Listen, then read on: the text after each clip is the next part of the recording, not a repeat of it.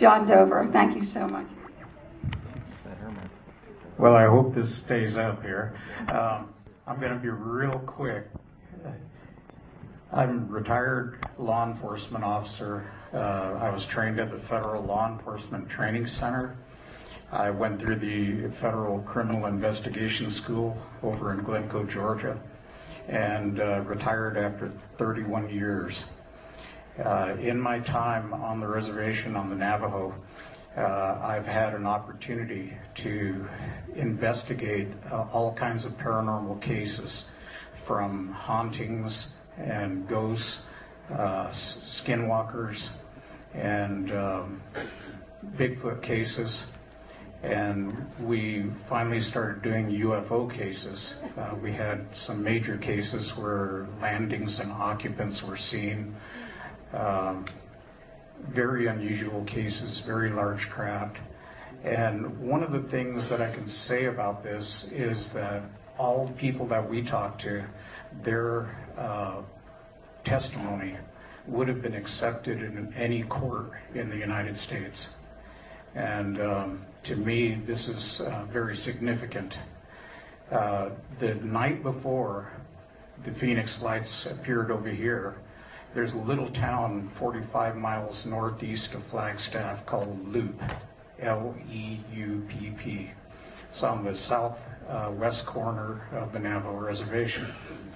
And the night before, we had a mass sighting of 6 or 7 lights circling in a counterclockwise direction on the horizon. They were going over the Wapaki area. They went around Winslow, up to Delcon, Second Mesa, Coal Mine, to the city, just south of to the city area, and Cameron. They circled for about 40 minutes, and these lights followed each other. They would change color. The first one would change, the next one would follow suit. They kept doing this, changing from orange and green, blue, red. Every now and then one of them, the first one, would fluoresce like it was just getting brighter and brighter, bright white. And the next one would follow suit, and then they just kept going. We went outside. We watched this display for about 40 minutes. On my street in the community, everybody brought their lawn chairs out. They turned out their house lights, their porch lights, and we had a block party. So these things didn't make any sound. There were, later on after they exited, they went to the west over the Grand Canyon area and were lost from sight. So we thought we were going to see a lot of press and news photographers and everybody else, and the Phoenix Lights happened the very next day, and we just said, well, you know, so much for that. So we don't really have any answers for you. We do have a suspicion that a lot of these phenomena are interconnected somehow. And what they're talking about with the string theory and dimensions really makes a lot of sense to me.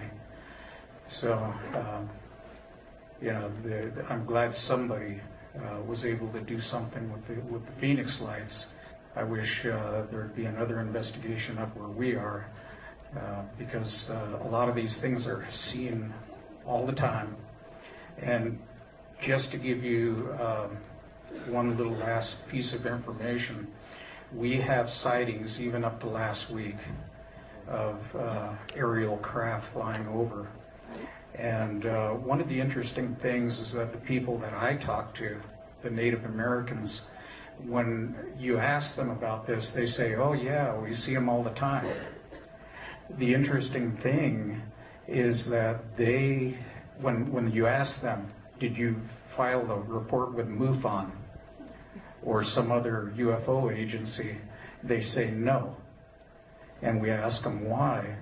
They say, because then everybody's going to come up here and the lights won't come back anymore. So there are a lot of sightings all over the reservation. Most of them are not reported. Thank you. Thank you so much, John. And you know what, John, you'll stick around, so if anybody wanted to ask.